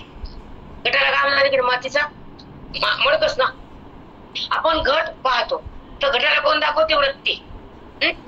अंतःकरणातली वृत्ती उत्पन्न होती, नेत्रातून घटापर्यंत जाते. ठीक आहे. उत्पन्न होणं, नेत्रातून बाहेर येणं आणि घटापर्यंत जाणं हे त्रिपुटीचा एका क्षणासंबंध असतो. हे काय होतो? त्रिपुटीच्या उत्पत्ती, बाहेर जाणं आणि घटाच्या आकाराचे होणं हा पदार्थ आहे असं कळून देणे. तर तो प्रमाता, प्रमाण आणि प्रमेय. प्रमाता म्हणजे जीव, तो वृत्तीतून वृत्ती बाहेर जाते, नेत्रातून प्रमाण, आणि घटापर्यंत जाते आणि घटाच्या आकाराची होती. मग त्या वृत्तीला तो घट कळतो. हे कशामुळे झालं? त्रिपुटी. हे कुणी सांगितलं? घट त्रिपुटीमुळे दिसला. आपण म्हणतो मला दिसला, मला कळलं, पण तसं नाही. जय पासून आपल्याला अगोदर घट वाटते, पण घट अगोदर नाही, घटाच्या अगोदर चित आहे व दृश्य. ऐका, खूप सुंदर विषय. अगोदर घट आहे. हे घटाने दाखवलं. घट आहे म्हणताना आहे पण आहे, नंतर घट आहे. खरं सूक्ष्म दोन गतींना बोलले, कुठं नाही बोलत ते. त्याने काय नाटक केलं नाही, काही मी अभ्यास गाडा नाही असं म्हणतच नाही, पण ते हे असं सांग बोलत नाही, हे आम्हाला कळणार नाही असं म्हणले ते. मी तुमच्याकडे बसला घट धरून एकच भाषा म्हणता ना. आहे पण घटाचा आहे का परमात्म्याचा हे कळून देणारे आमचे गुरुजी आहेत. मग ते कळतं काय का भेजा तरी काय सांगायले, काय बोध आहे, काय वेळ आहे, कळायला पाहिजे ना. कारण एक सांगू का, सत्संगामध्ये एकशी कोणी तयार होती म्हणाल, मन वेड होत आणि शांत होत. वेदाचं फळ जिथं मन शांत, संसारात मन कधी शांत होत नाही. त्याला अनुभव आहे. क्षणभर सुख वाटतं, पुन्हा वच सुरू होती, पुन्हा टेन्शन सुरू होतं, पुन्हा चंचलपणा सुरू होतो. पण अध्यात्म ज्ञानामध्ये ज्यांच्या बुद्धीचा प्रवेश आहे त्यांचा शांतपणा कुणीच खाली वर करू शकत. त्यांचा शांतपणा संपत पण आहे. त्याचं नाव अध्यात्मशास्त्र आहे बेटा. मग ते तुम्हाला किती कसं घ्यायचं, किती अभ्यास करायचा, किती अध्यात्माकडे बुद्धीला ठेवायचं हे तर त्याच्या बुद्धीवर डिपेंड आहे. आता दृश्य आणि द्रष्टा ही भाषा जर कळत असेल तर त्याचा अध्यात्मिकला कळतो. दृश्य म्हणजे वृत्तीच्या संबंधानं हा पदार्थ आहे जड. तुम्हाला सांगतो फार सुंदर. जगत फार छान आहे. म्हणजे जगताचं रूप काय आहे, जगत कसं आहे, जगतापासून आपल्याला काय मिळतं, नाही त्या वस्तूला आपण आहे कसे म्हणतो, आहे त्या वस्तूला नाही कसे करतो, हे सगळं ज्ञानामध्ये मिळतं. वेदांत शास्त्रासारखं गहन शास्त्र कुठं जगात कोणतं शास्त्र तुम्हाला सुख देऊ शकत नाही. कोणतं शास्त्र नाही. त्याचं नाव अध्यात्मशास्त्र. तुम्हाला भरपूर सुख देतं, अचिंत्य सुख देतं, अघटी सुख देतं. त्याच्या सुखाची तुम्ही मोजणीच करता येत नाही. ते सुख संपत नाही, ते आत्मसुख त्या वेदांत शास्त्रातून तुमच्या हृदयात प्रगट होतं. मग मी आता वाणी वाचते का पाठ करते का काहीतरी असतं का माझं? काय नाही. आता तर फिरण्यामुळे अभ्यास पण नाही. सकाळी 2-4 वाजता नाही खाल्ले सकाळी. चिंता कशी द्यायची, प्रत्येक ग्रंथातून त्याला कसं पुढे पुढे न्यायचं ही चिंता आम्हाला असते. जे आपण वक्ता म्हणून थांबलेले असतो. श्रोता आणि वक्ता, समोर श्रोता असतात, सांगणारा वक्ता असतो. मग त्याला चिंता असते की बाबा ह्याचं कल्याण व्हावं, ह्याला ज्ञान मिळावं, त्याला मी कोण कळावं, एक एक ओळीच्या शब्दाच्या भावार्था त्याचं मन प्रवाहित व्हावं ही चिंता त्याला असते. बाकीच्या लोकांना काही देणं घेणं नसतं. आज हे गाव दे, ते गाव दे, ते गाव. आपले लोक बांधून असतात ना, आता मोठी लोक भरपूर आहेत तर ते रोजचे आहेत ना, नित्य पाठ आहेत. असं काही कवा आहे कवा नाही, कधी आज ऐकलं उद्या ऐकलं असा विषय नाही. आता पुढचा ऐका. घटाच्या अगोदर आपण काय म्हणतो, आपल्याला अगोदर काय घट आहे वाटते. घट म्हणजे काही गंध, हे भांड, हे फोन, हे मी अगोदर आहे वाटतं. कोणता पदार्थ आहे वाटतं. पण पदार्थाच्या अगोदर परमात्मा आहे, तो आहे पण त्या पदार्थाच्या द्वारे कळाला आहे. आणि आहे हे घटाचं नाही, भगवंताचं आहे हे जेव्हा बुद्धीला पडतं तर ते कळायला कळलं का नुसतं अभ्यास आहे ना अभ्यास आहे म्हणून कळत असते. ते मांडता यावं, स्वतः अनुभवता यावं, जगाला अनुभव देता यावा, तर त्याला अभ्यास म्हणावा.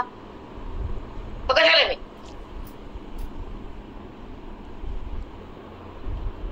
स्वतःला कळायचं म्हणता येत की का म्हणता येतं न कळायला रे मग त्याला अभ्यास कसं म्हणता. किती भ्रमात असतात लोक बघा, किती अंधारात आपण.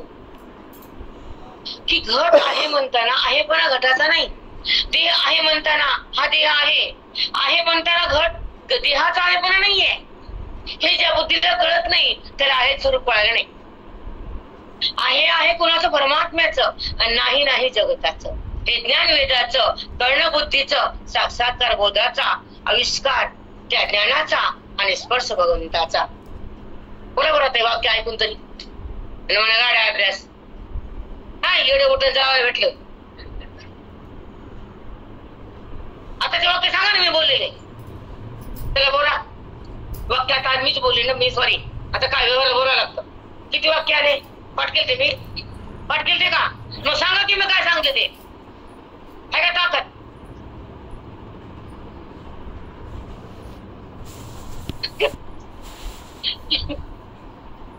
इथून आतूनच प्रत्यक्ष भगवंत सगळ्या जगासाठी तिथं प्रगट असतो. हे समजून घ्यायची गोष्ट आहे, हे सांगायला नको आम्ही. वाण थांबते का. पहिली मीटिंग संपायच्या अगोदर फक्त उघडलं होतं 65. पाऊण तास कोण बोलले, मी बोलले. एक तास पुरण, किती 1 मिनिट येत नाही पुरण कुणाला आंबटून खाऊ. मग घट आहे म्हणताना आहेपणा घटाचा नाहीये हे गुरु सांगतात. मग आता पुढचं आहे का, अगोदर आहे वाटते घट, पण घट अगोदर नाही, घटाचा अगोदर चित आहे. व दृश्य दर्शन हे बरोबर आहेतच. दृश्य दिसणं आणि दर्शन त्रिपुटी करून देते. दर्शन म्हणजे वृत्ती, दृश्य दर्शन आणि घट हे तिन्ही बद्दल बोलायला. आपल्याला दृष्टी अगोदर व ज्ञान नंतर वाटते. दृष्टी अगोदर ज्ञान नंतर असं वाटतं. पण हा एक अपराध व दृष्टी सत्य आहे. वाटत दृष्टी म्हणजे जगत, आधी जगत वाटतं मग ज्ञान वाटतं, पण ते चुकीचं आहे. जगत आधी होऊ शकत नाही कारण जड आहे. त्याला उत्पन्न करणारा चित आहे, मग उत्पन्न करणारा आधी का उत्पन्न झालेला आधी, आई आधी का लेकरू आधी. मग जगत उत्पन्न करणारा जगदीश्वर जगतात चैतन्यपण आहे, मग तो आहे आधी का जगत आहे आधी. मग तुम्हाला दृश्य अगोदर वाटतं ना आहे म्हणून मी नंतर आले जगात, असं वाटतं की नाही. मग हे जरा पटून देतात त्याचा अभ्यास असतो. येड बुसकट बिनकट डोक्यात भरलेलं, लाकडाचं बुसकट भरलेलं पोतं आहे. कशाला पकडायचं, तिथंच रत्नासारखे एक वाणीतून निघते ते काही नाही. कमाले जगाची की आहे की नाही, खऱ्याला आहे का किंमत नाही रे बाप. नसू ते मरू दे, त्याच्यासाठी आम्ही कुठे जात नाही कुठे येत नाही. त्याला माहितीये वाणी कोण चढवतो, वाणीत कोण येतं. एवढी वाक्य निघाले पटापट येत ते सांगता आलं का, आम्ही पाठ केले का. तसं नसतं मथुराबाई. संतांची कृपा अतिश्रेष्ठ असते. गुरुकृपा अति गुरुकृपा अति हरिकृपा, 2 कृपा असतात या व्यासपीठावर राहिले लोकांची. काल काय म्हणले की मला फोन करून रडू लागल्या. फोन मी घाबरले, ऍडमिट केलं माही म्हणल्या मला रेखा. रिपोर्ट मध्ये काहीतरी निघाले. मी मला घाबरू नका, काय निघत नाही नील असं होता माझ्या ह्यांना. रिपोर्ट मध्ये डॉट असताना नील निघाले. मग का मग घट आहे अगोदर आहे का, घटाच्या अगोदर चित आहे व दृश्य दर्शन हे बरोबर आहे. घटाच्या बरोबर कोण आहे, दृश्य दिसणं आणि दर्शन त्रिपुटी वृत्ती इथे घटासोबत आहे. घटाच्या अगोदर परमात्मा आहे आणि घट हे दृश्य आहे आणि दृश्य दिसून नाहीये आणि तो सगळ्याच्या आधी आहे, सगळ्याच्या मध्ये आहे, नंतर पण तोच आहे. दृश्य दिसून नाही हे ज्याला कळतं तो भगवंतातून भिन्न नाही. प्रेरणा नाही होती, गावाला गेली तिथे फटाफट बोलती. बाकीचे लोक लिहित नाहीत माझं आणि लिहिला थांबवत नाही, मला लिहित नाही, बाकी सांगत नाही. ती फटाफट बोलते, थांबवतच नाही. तिने मला मेसेज पाठवला, माफ करा माई मी चालले सध्या, मी नाही 8 दिवस चालले तिकडे. ती नाही तिने आता उत्तर दिलं फटाफट खट खट खट बोलते ती. हा आता ऐका.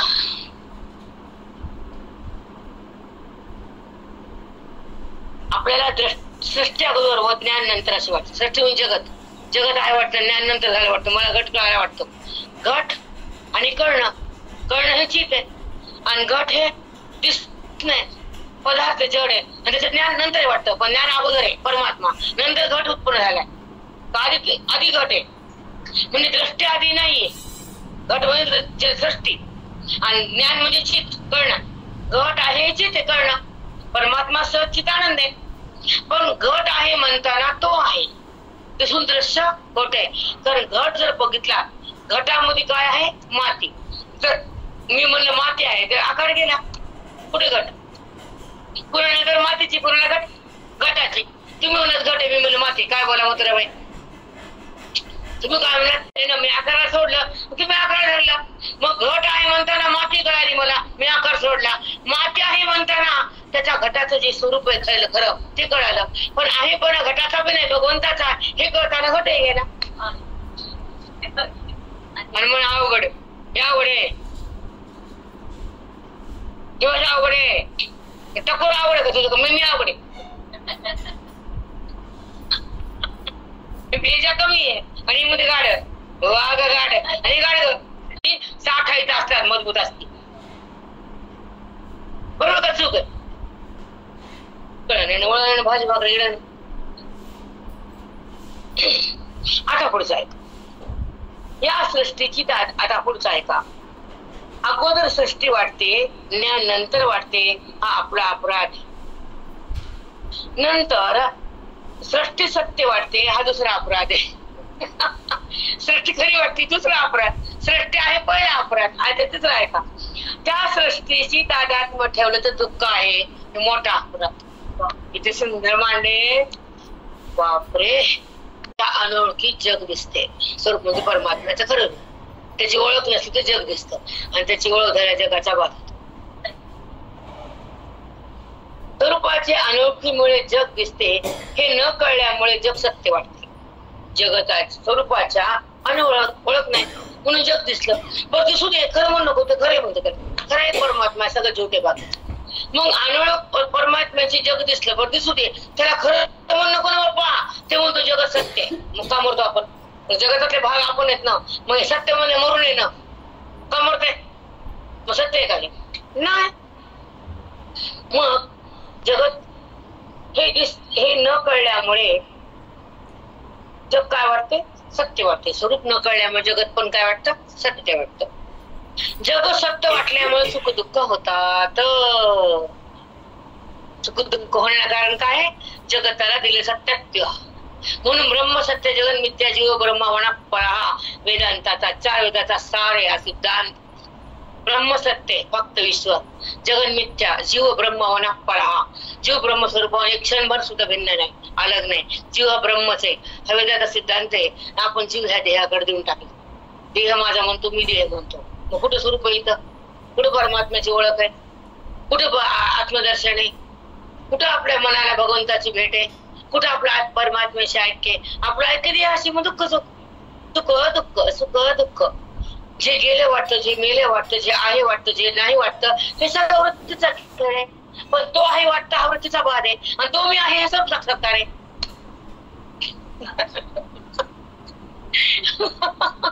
किती मस्त भगवंत काय देतो, बाप रे बाप.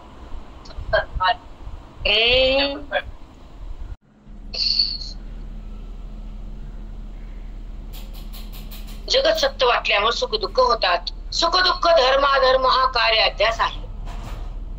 सुख दुःख, धर्म आणि अधर्म. धर्म म्हणजे पुण्य, अधर्म म्हणजे पाप. सुख आणि दुःख, धर्म अधर्म हा काय आहे? कार्य अध्यास. आता कार्य अध्यास कशाला म्हणतात? कारण अध्यास तुम्हाला 2 मिनिट सांगतो. तुम्ही सांगा बरं, तुमचा लय अभ्यास झाला नाही मथुराबाई. कारण हे जे संकट, हे दुःख बुद्धीला भ्रष्ट करतात, हे तुमची अवस्था. संकटातून आलात आणि अध्यात्म जे गोडी ठेवला ते खूप पुण्य आहे तुमचं, मान्य करावं लागतं. संकटातून दुःखातून भगवंतासाठी तुम्ही जगता, हे मला दिसतंय, कळतं पण. कारण उच्च अधिकाराचे लोक सोडत नाहीत भगवंताला, दिसत. पण संकट येताना फार मंत्रस्त होत, अधिकार न्यून असतो तेव्हा मनाचे तुकडे होतात आणि हे भाग भोग प्रारब्धचे असतात. पण संकटातून कसं निघायचं ते गुरु सोबत असल्यावर काही आवड जात, गेलंच नाही आवड. म्हणून संकट येतं आणि जातं, आपला प्रारब्धचा खेळ असतो. पण ज्ञानाच्या वेळामध्ये आपण आपल्या स्थितीत राहावं आणि आपल्या स्थितीलाच भोगावं. विषय, जगत, पदार्थ हे नाना पदार्थाचा जो वृत्तीतून निराश होतो, त्या अंतःकरणामध्ये ईश्वराचा संबंध असतो, तो महान जगश्रेष्ठ असतो, बलवान असतो, कारण तो ज्ञानी महात्मा असतो. तो आपल्या आपल्या सौख्यामध्ये असतो, आपल्या ज्ञानात असतो, परमपदावर असतो. तो व्यवहारात नाही, ते राहत नाही, जगात तर नाहीच. कारण तो जगत दर्शनासाठी नसतो आलेला, जगात येऊन जगताचा बात करणारा ज्ञानी असतो. त्याच्या जगत उरतच नाही, भगवंतापासून त्याला काही दिसतच नाही, ती वृत्ती अज्ञानात ठेवतच नाही आणि तो ईश्वरापासून भिन्न उरतच नाही. तसं ना ब्रह्मवेत्ता, आणि तेच करायचं आपल्याला. त्यासाठी आपण खाली आलो ना. कशासाठी आलो? हेच करण्यासाठी आलो. आता पुढचं आहे सुख दुःख धर्म अधर्म हे कार्य अध्यास आहे. त्याचे कारण आत्मस्वरूपाचे अज्ञान, अज्ञानाला कारण अध्यास म्हटले. आणि अज्ञानापासून दिसणारे जगत ह्याला खरं म्हणतात, त्याला कार्य अध्यास म्हटले. जगताचं न कळणं एक त्याला कारण अज्ञान आहे. कारण म्हणजे कारण अध्यास, आणि त्या कारणामुळे दिसलेलं जगत हे खरं वाटणं ह्या कार्य अध्यास. दोन गोष्टी कळल्या की दिसणारं दृश्य खरं दाखवते त्रिपुटी वृत्ती. ती वृत्ती जगताला आहे म्हणते, भगवंताला नाही म्हणते. जेव्हा जगत आहे पण जगताला आहेपणा दिला तर भगवंताचा आहेपणा कुठं सिद्ध झाला? गुरुच्या खूप भाषा सहज येईल आणि सोपी साक्षात्कारानंतरी भाषा असते, आधी नसते. आहे जगताला आहेपणा दिला, भगवंताचा नाहीपणा सिद्ध झाला. जेव्हा जगताचा भात झाला, भगवंताचा साक्षात्कार झाला, जगत नाही हे हृदयामध्ये प्रतिबिंबित झालं आणि आहे त्या परमात्म्याचं दर्शन झालं. अविठ नातं तयार झालं, अभेदात्मक वृत्ती झाली, भेदाची निवृत्ती केली, परमात्मा स्थिती भोगली, दृश्य बाधित झालं, दिसून त्याचा नाहीपणा घट्ट झाला, नाहीपणा परमात्म्याचा सिद्ध झाला. जगत कुठे उरलं? कठीण आहे विषय, नवीन लोकांना कठीण आहे. जे आहे त्याला खरं आहे आणि सोपं आहे आणि नाही, दोन शब्द आहेत. एक आहे, एक नाही. कोण आहे? जगत आहे कोण आहे? परमात्मा आहे. परमात्मा हा जगतात आहे, पण ज्या दृष्टी ज्ञानाचे त्याला दिसतो म्हणजे कळतो. मग भगवंत हा दिसण्याचा विषय कधीच नाही नव्हताच, कारण दिसणं वृत्तीच आहे आणि अस्तित्व वृत्ती वाचू नये म्हणून अस्तित्व म्हणजे परमात्मा म्हणजे जो ईश्वर तत्व आहे, आत्मा, तर तो वृत्तीचा विषय होईल का होत नाही? जर तुम्ही असं मला म्हणलात, तुमचा प्रश्न मी घेत म्हणजे परमात्मा वृत्तीचा विषय का होत नाही? कारण तो विषय होत नाही, अविषय आहे.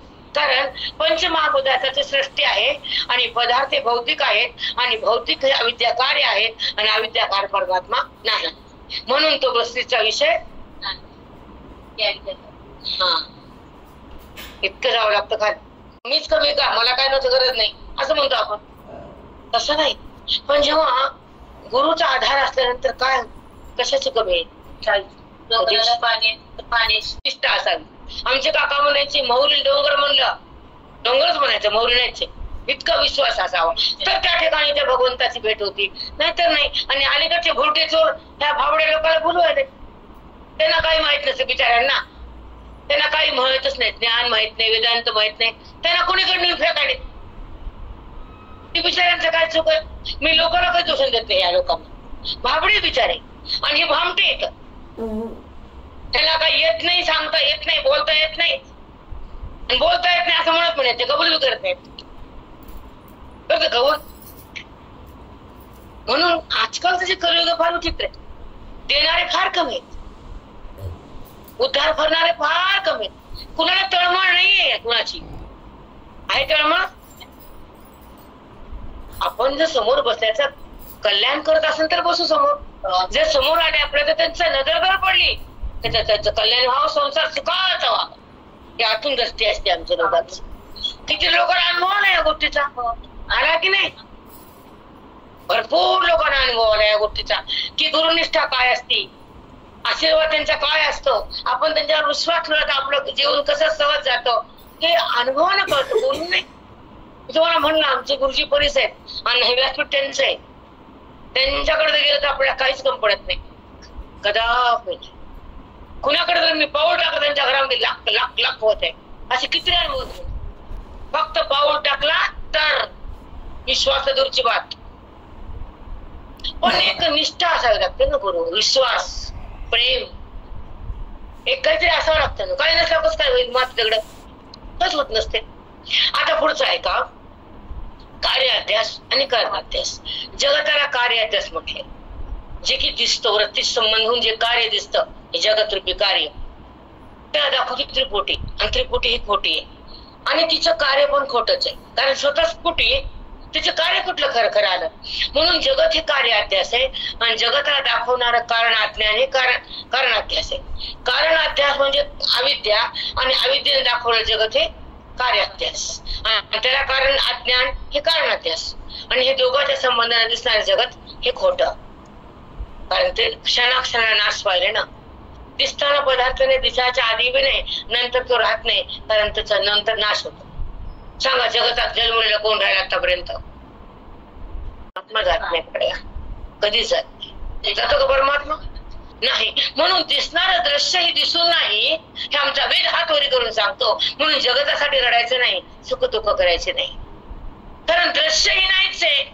मग त्या पदार्थाला आहे असलं काय, जगतातलं काही नसलं काय, कशा लढायचं, कम रुसायचं?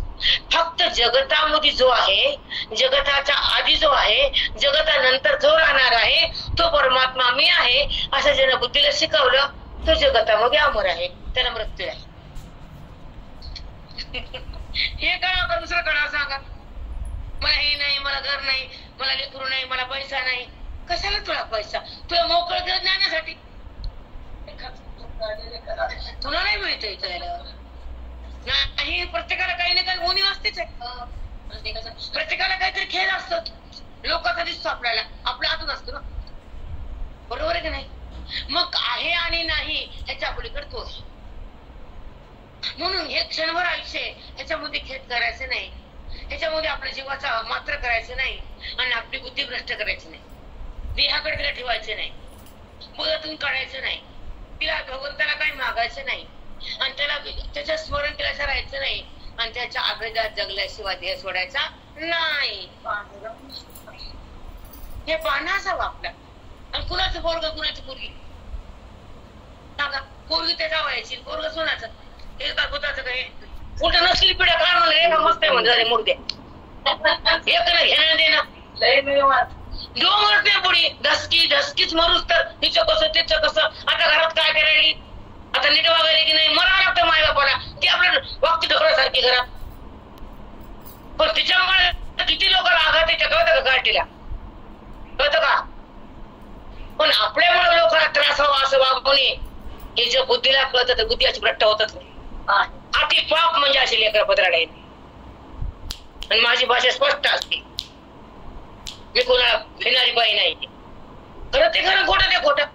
आपण ज्याच्या पोटाला लागलो त्याला त्रास देणं महापाप आहे. त्याच्या संसार करता येत नाही ते पाप आहे. छान वागायचं, नाम घ्यायचं. कर काय आजकाल कमी, लाख लाख पगार इथं, खायला कमी नाही, कशाला कमी नाही. छान वागायचं, नाम घ्यायचं, प्रेम करायचं, आनंद घरात वाढवायचा. हे काय पैसा लागतो खायला? छान आणून टाकतो ते बिचारा, खायचं बसून गपचूप. तिथं बी कलह, तिथं बी द्वेष, तिथं बी दुनियाच्या कटकट्या.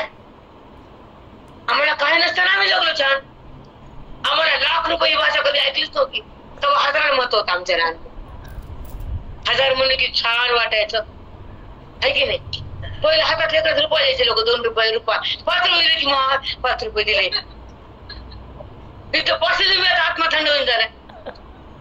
मी तर नोटा 500 असं काढते घाणा काय वाटत नाही तसं. काय वाटणार का? तर मला तसं काही नाहीच तसं म्हणतात. दिले का जवळ राहिले का सारखंच आहे. बरोबर का चूक?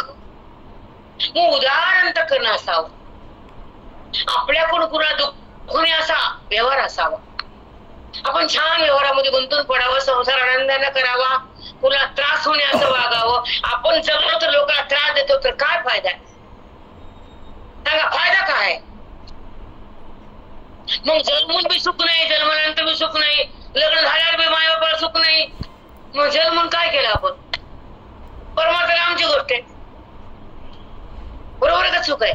म्हणून आजपासून मी छान वागणार, माझ्यापासून दुःख होणार नाही, मी आनंदाने संसार करणार, कष्ट करणार, ही स्वीकारावं लागतं. हो, मला हे करायचंय. मनामध्ये जे सर्कल असतात का ते प्रगट करावं लागतं. मला हे करायचं, उद्या अभ्यास करायचा, मला नाम घ्यायचं, मला काम करायचंय, मला कुणाचा आत्मा तृप्त करायचा, स्वयंपाक छान करायचा, कुणाला जीव घालायचं, आज माझ्या मुखावर नात्याला घरातल्या माणसाच्या तोंडावर प्रसन्न बघायचो. हे काय झालं अलीकडं? आपण काहीतरी खाल्लं तर आपल्या घरातल्या माणसाला, पतीला, भावाला, वडिलाला, आईला जर सुख देऊ शकलो तर आपल्या जीवनाचं सार्थक आहे. हे आहे का असं काय? काहीच देणं घेणं नाही. आपण काय वागालो, कसं वागू नये, काय बोलायला, काय बोलू नये, हे अलीकडे काही सांगायची सोय राहिलीच नाही. राहिली का? पोरं उन्मंत, सुना उन्मंत, लेकी तशाच. सुना लावत होता, तुझी कसली चिपडी बोलता बोलता तुम्हाला नुसतं विरंत बोलायला हसू दे ना. दोन्ही पण लागतं, हे बी लागतं आणि ते पण लागतं. खरे गो खोटे? आपल्याला शुगर झालं तिथे सुद्धा म्हणते आई गोळी घ्यावं म्हणते की नाही? काल एक मध्ये फोन मधून गोळी घे म्हणून तिथं संसारात मरून पडलेली कवा तरी आठवण म्हणते. धर्म सुखाने दुःख का होतं? कोणतं कर्म चांगलं झालं सुख होतं? पुण्य असेल तर सुख उत्पन्न होतं, दुःख पाप असेल तर दुःख तुमच्या समोर येतं. हे सुख दुःखाचे कारणे पाप पुण्याचा साठा जन्मांतरीचा असतो. पुण्याचा संचय असेल तर त्या व्यक्तीला संसारात दुःख होत नाही. मग सुख दुःख आणि पुढे काय सांगतो? धर्म अधर्म, पाप पुण्य, हा कार्य अध्यास आहे. त्याचे कारण आत्मस्वरूपाचे अज्ञान आहे. हे सुख दुःख का तयार होतं? धर्म पाप पुण्य का आवडतं? पुण्य करा आवडतं, पाप करा आवडतं? ते आत्मस्वरूपाचं अज्ञान तुमच्यापाशी आहे. आणि अज्ञानामुळे तुम्हाला पुण्याची आवड असते, पापाची आवड असते. पापाची आवड असू नये, पुण्याची आवड असू नये, पाप कधी करू नये. पुण्य आणि पापाच्या पलीकडे जाऊन भगवंताला जो जाणतो तो महान भक्त असतो, तो ईश्वरामध्ये युक्त असतो, तो जगताचा त्या ठिकाणी काही स्पर्श नसतो, तो महान तत्ववेत्ता असतो, तो आपल्या महिमेत असतो, आनंद स्वरूप असतो, तो आत्मरूप असतो, तो स्वतः आत्मा असतो, जगताला आत्मरूपाचं ज्ञान करून देणार प्रगल्भ असतो, तो महात्मा. बरोबर आहे ना? थोडं स्पीड आलं कमी पाहिजे, कारण नवीन लोक तुम्हाला कळालं पण नवीन लोकांना शिकत नाही. तो पण आता आतून जे माहिती ते मला दाखवता येत नाही, आवरू शकत नाही. आता ऐका, धर्म आणि सुख दुःखाला अज्ञान कारण कोणी? आत्मस्वरूपाचा अज्ञान. अज्ञान म्हणजे मी कोण हे कळत नाही आणि कर्माबद्दल सरकत नाही. कर्माचा करतेपणा तुम्हाला सोडता येत नाही आणि पाप पुण्य तुमच्या कार्यातून उत्पन्न होतं हे थांबवता येत नाही, कारण तुम्हाला आत्मस्वरूपाचं अज्ञान आहे. तुम्हाला स्वरूपाची जाणीव नाही, तुम्हाला जाणीव देहाची आहे. त्याचं उत्तर हे आहे. जाणीव गुणाची तुम्हाला देहाची, भगवंताची नाही. कारण ही भक्ती श्रेष्ठ ज्ञान भक्ती. त्या ठिकाणी ईश्वराचा आणि बुद्धीचा आवेद असतो, जगताचा वाद असतो, आत्मसाक्षात्कार असतो. पुण्य पापाचा तिथं भडीमार नसतो.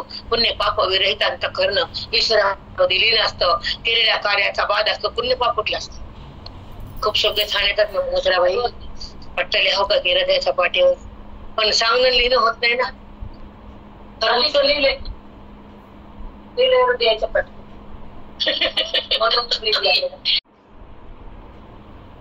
असं सांगणं फार आवडतं आम्हाला. असे सांगणारे कोणीच नाही. ती इथं गेली तिथं त्यानं ते काय. आणि धर्म अधर्म आहे तो कालपर्यंत तो बद्ध आहे. अज्ञान व धर्म अधर्म, पाप आणि पुण्य. हे केलं की मला पाप लागलं, मी पाप झालं, मी पुण्य केलं. आणि अज्ञानामुळे काय होतं? धर्म अधर्म. केलेल्या क्रियेचा संबंध वृत्तीनं केल्यावर पुण्य आणि पाप. केलेल्या क्रियेचा संबंध वृत्तीनं घेतला तर त्या क्रियेतून पाप आणि पुण्य उत्पन्न होतं.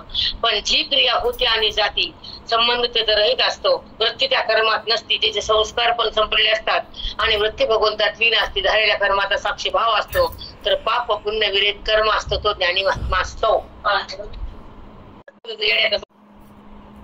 आपल्याला पदार्थ अगोदर आहे. एक मिनिट, पान उठलं बद्ध आहे. आत्मसाक्षात्कारी पुरुषाचे प्रारब्ध अवशिष्ट होते. त्याला आत्मसाक्षात्कार झाला त्याचं फक्त प्रारब्ध होतं, बाकी काहीच उरत नाही. म्हणून सुख दुःख राहतीलच, पण संचित केल्यामुळे धर्म अधर्म राहत नाहीत. संचित जळालं ना पाप पुन्हा ऐकून संचित संपलं, फक्त प्रारब्ध उरलं तर मग कधी सुख दुःख होईल, पण त्याचं पाप पुण्य उत्पन्न होत नाही, संचित कर्म राहत नाही, त्याच्यामध्ये भेद उत्पन्न होत नाही, कारण तो ज्ञानमय. किती सुंदर आहे हो, काय मांडव मला कळत ना बाबा. आत्मसाक्षात्कारी पुरुषांचे प्रारब्ध अवशिष्ट असते, फक्त प्रारब्धाचा भोग होतो तो. कधी सुख दुःख होईल त्याच्यात काही नाही, सुख दुःख राहतील, पण संचित कर्म गेल्यामुळे अधर्म धर्म राहणार नाहीत, पाप पुण्यच राहते त्याचं. व तादात्म्य गेल्यामुळे क्रियमान लागत नाही, म्हणून तादात्म्य ठेवायचं नाही. ज्याचा संसार ज्याचं प्रारब्ध त्याच ते भोगा एवढं मला कळत. अडचणीला काम अडचणीत धावून जायचं, कर्तव्य करायचं आणि आपल्या आपल्या परमेश्वर चिंतनामध्ये आपलं जगायचं.